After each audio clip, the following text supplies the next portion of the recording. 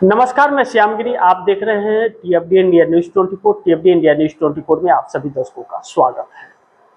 राहुल गांधी के चक्रव्यूह में मोदी जी फंस गए बुरी तरह से।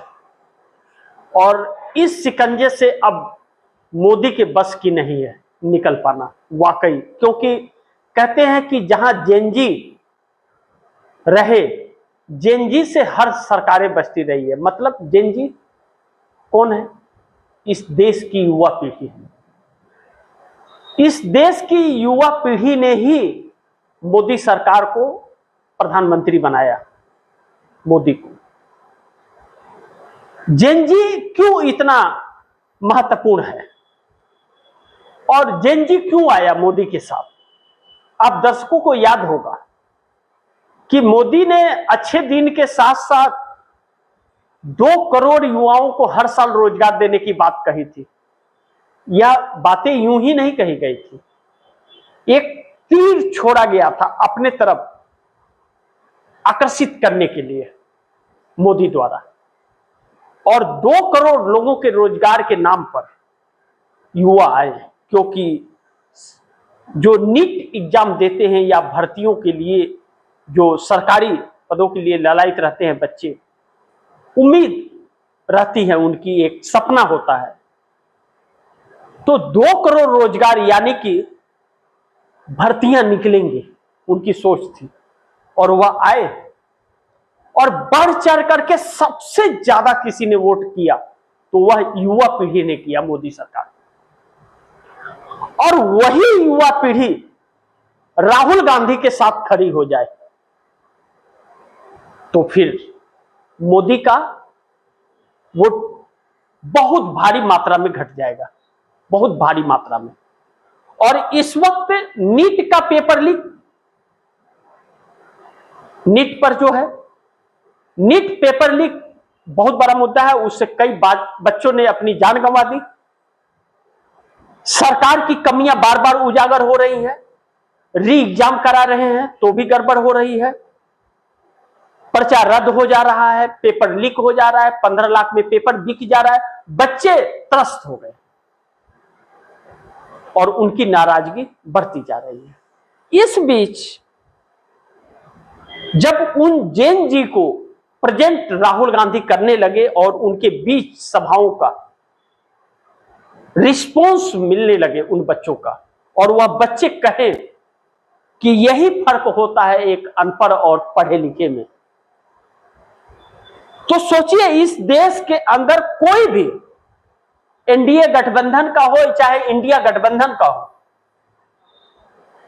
उनके समस्याओं पर, उन छात्रों और युवाओं के समस्याओं पर, बेरोजगार और किसान की समस्याओं पर साथ नहीं खड़ा हो रहा है मोदी और शाह के डर से। सब भाग रहे हैं, कंप्रोमाइज हो जा रहे हैं।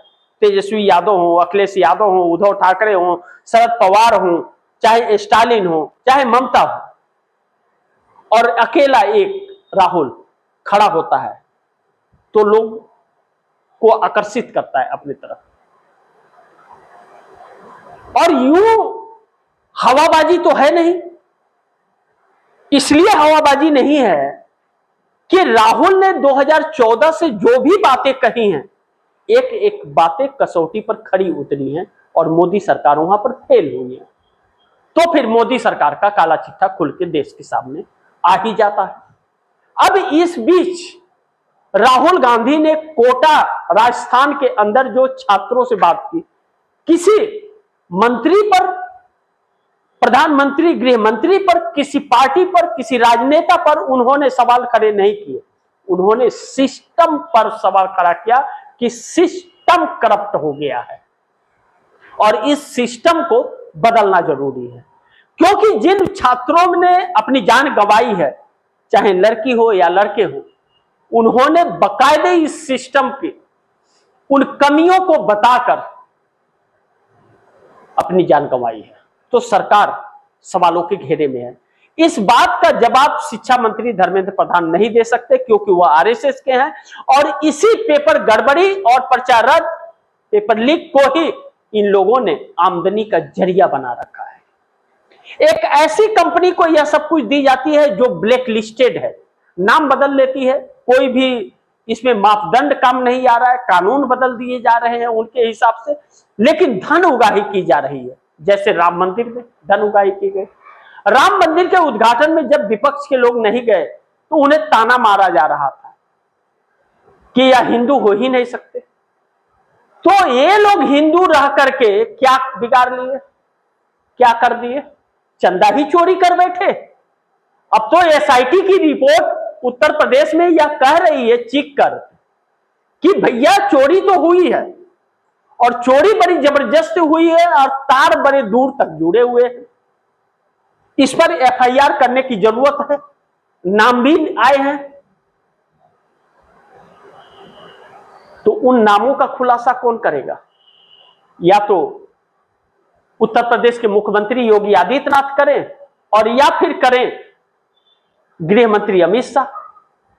और जब यही पीएमओ और गृह मंत्रालय उसमें शामिल हो तो फिर क्या वह खुलासा करेगा? क्या पुलवामा का हम लोगों के सामने आया कि आखिर 360 किलो आरडीएक्स टाटा सोमो के अंदर कहां से आया और कौन था वह जो एक हफ्ते से लुढ़क रहा था? आज तक नहीं आया। जब वहां के गवर्नर सतपाल मलिक ने यह सवाल उठाई तो सतपाल मलिक के खिलाफ ही जांच शुरू हो गई और उनके आखिरी सांस तक उनको परेशान किया गया। एक मकान तक उनको नहीं दिया गया रहने के लिए। सिक्योरिटी की तो बात ही अलग है। अब ऐसे में यह लोग सिक्योरिटी हटा करके लोगों को डराते हैं, धमकाते हैं, लेकिन करते क्या है? दान की चोरी। तो अब लोगों की श्रद्धा खत्म हो रही है और उन मंदिरों में अब चढ़ावा कम होने लगा है। अब ऐसे में कुछ लोग ऐसे निकल के आ रहे हैं जो चांदी के ईंट बना बना दिए हैं। अब एक शख्स आते हैं और कहते हैं कि जो हमने चांदी की ईंट दिए हैं उसकी कीमत आज के रेट में 6 करोड़ रुपए की है। चंपत राय हमें वह दिखाएं कि हमारा सामान सुरक्षित है जो हमने भगवान को दिया था। कोई नहीं इस पर कुछ बोल रहा है।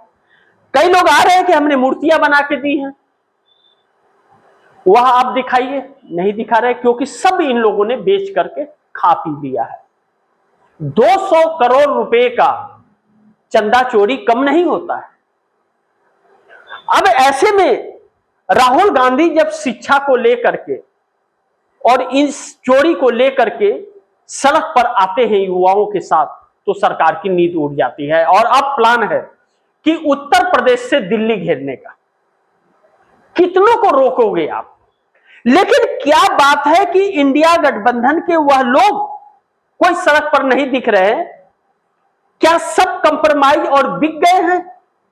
मैं कहता हूं कि अगर उद्धव ठाकरे के लोग टूट गए, ठीक है, मान लिया कि 6 सांसद आपके टूट गए, क्या आपके कार्यकर्ता भी आपको छोड़ के चले गए? कार्यकर्ता तो छोड़ के नहीं गए। तो जब राम मंदिर बाबरी मस्जिद को ध्वस्त किया गया था तो कार सेवक ने किया था। कहा जाता है कि शिवसेना के ही कार सेवक थे वह। तो जब शिवसेना वाले थे उसके लिए तो उसमें चोरी हो गई है, तो आपके कार सेवक कहां है भैया? अब उनका खून नहीं खोलना है। उस समय तो बाबर की बात की जा रही थी कि मंदिर को मस्जिद बना दिया, तो आप उसको ध्वस्त कर दिए। अब तो उसमें पूरी लूट हो गई है। अब आप क्या कर रहे हैं? आप नहीं आवाज उठा रहे, यानी कि आप समर्थन कर रहे हैं। एक 2 मिनट का इंटरव्यू देकर के आप नहीं बच सकते, तो उनकी हिम्मत नहीं है। इसका मतलब कि सब मिले जुले हैं। अखिलेश यादव उत्तर प्रदेश में मुख्य विपक्षी पार्टी हैं, इंडिया गठबंधन के हिस्सा थे। अब तो काहे का इंडिया गठबंधन? गठबंधन ही नहीं है, अब तो सिर्फ नाम रह गया है। कहते हैं ना, नाम बड़े और दर्शन छोटे। कहां है इंडिया गठबंधन? सब चुप है। एक राहुल के अलावा कोई दिख रहा है क्या? तो अब अखिलेश यादव मुश्किल में फंस गए। एक तो राम मंदिर की चोरी हुई है और दूसरा मध्य प्रदेश में मोहन यादव फंस गए हैं सीएम जमीन घोटाले में। तो अब अखिलेश यादव कह रहे हैं कि अब मोहन यादव को सीएम की कुर्सी से हटाने के लिए यह सब कुछ किया जा रहा है। तो क्या मोहन यादव ने जो जमीनें ली हैं क्या वह गलत है? मोहन यादव को के परिवार को कैसे पता चला कि वहां सरकारी प्रोजेक्ट आ रहे हैं उज्जैन के अंदर, कि 10 रुपए की जमीन 100 रुपए की हो जाएगी? कैसे पता चला? कैसे वहां इतने 164 करोड़ 164 एकड़ जमीन ले लिया? इस पर नहीं बोल पा रहे हैं। कह रहे उनका तो प्रॉपर्टी डीलिंग का काम है तो वह ले सकते हैं। यानी कि एक यादव बदनाम हो रहा है, तो यादव का मुद्दा न गरमा जाए इसके लिए कि भारतीय जनता पार्टी कहेगी कि यादव था इसलिए देखिए हमने हटा दिया, उसने ऐसा किया हमारी पार्टी का, तो यहां पर क्यों यादव का क्या भरोसा है? लेकिन चंदा चोरी भाजपा नहीं करेगी इस बात का क्या भरोसा है? अखिलेश यादव ने जज गलत किया, जातिवाद में फंस गए। लेकिन हकीकत है कि मोहन यादव की तरफ से रिपोर्ट सही नहीं आ रही है और उसमें बड़े बड़े नाम आते हुए नजर आ रहे हैं, और राम मंदिर में हुआ है तो भी यही। तो अब हिंदू समाज यह समझ गया है कि हिंदू के रहनुमा बनने वाले कितने बड़े चोर हैं और जाति को नाम पर किस तरह से पक्षपात किया जाता है। यह दोनों चीजें लोगों को समझ में बखूबी आ रही है। और राहुल गांधी भाई हिंदू हो चाहे मुस्लिम हो, सिख हो या ईसाई हो, हम सबको एक ही नजर से देखेंगे। हम नजरें नहीं बदलेंगे और हम सबको साथ लेके चलेंगे। हर कोई हमारे लिए इंपॉर्टेंट है और गलत गलत है और सही सही है। यहां पर बात समझ में आती है कि भाई ठाकुर है तो क्या हुआ, आपको बहुत ज्यादा महत्व नहीं दूंगा, आपका जो महत्व है वही रहेगा। अगर दलित है तो वह भी इंसान है, उसका भी हक है, उसके बात पर रहेगी, उसे उसका महत्व मिलेगा। जात पात नहीं, सब एक समान, सबकी जरूरतें पूरी होनी चाहिए। और यह चीज राहुल गांधी के लोगों को अब भाने लगी है, क्योंकि जब तक ऐसा था तब तक मेरा भारत महान था, और जब से हिंदू मुस्लिम हुआ है और यह अंदर खाने चोरी की जा रही थी और हिंदू मुस्लिम में बांटा जा रहा था, अगर न बटे होते तो यह चोरी ना होती और यह घोटाला ना होता। आज तक के इतिहास का सबसे ज्यादा घोटालेबाज सरकार 12 सालों में मोदी सरकार, हर एक चीज बेच दिया। जिस दिन इसकी जांच होगी सत्ता जाने के बाद, एक भी शख्स इसका जेल के बाहर नहीं होगा, सब जेल के अंदर होंगे विथ प्रूफ। उस दिन इस देश की आंखें फटी की फटी रह जाएंगी कि कितने बड़े धोखेबाज यह लोग हैं। बाकी कहते हैं कि राहुल गांधी ले डूबेंगे प्रधानमंत्री मोदी की सत्ता को। अगर यूं ही चल रहा है और राहुल गांधी सच्चाई के साथ हैं, तो जिसने चोरी की है तो वह सत्ता पर काबिज कैसे रह सकता है। और राहुल गांधी का सच ही प्रधानमंत्री मोदी की सत्ता को ले डूबेगा, इस बात में कोई शक नहीं है किसी को। लेकिन अब दिल्ली के अंदर बड़ा खेल हो रहा है। अगर राहुल गांधी जेएनजी के साथ जब दिल्ली उत्तर प्रदेश से कूच करेंगे तो फिर सरकार की सांसें फूल रही हैं कि कहीं अगर वह सड़कों पर बैठ गए किसानों की तरह तो इस सरकार को लेने के देने पड़ जाएंगे। सरकार के पास बचने के रास्ते नहीं और झूठ को छिपाने का मौका नहीं है, क्योंकि सच्चाई देश के सामने आ गई। बाकी आप दर्शक क्या सोचते हैं, आप दर्शकों की क्या राय है, क्या सुझाव है, कमेंट बॉक्स में जरूर दीजिएगा। इस खबर को ज्यादा से ज्यादा शेयर कीजिएगा, अपने दोस्तों को भी कहिएगा आगे शेयर करें। और आपने टीएफडी इंडिया न्यूज़ 24 को सब्सक्राइब नहीं किया, सब्सक्राइब कर लीजिए, अपने दोस्तों को भी कहिएगा सब्सक्राइब करें। मिलते हैं अगली खबर के साथ, तब तक के लिए नमस्कार।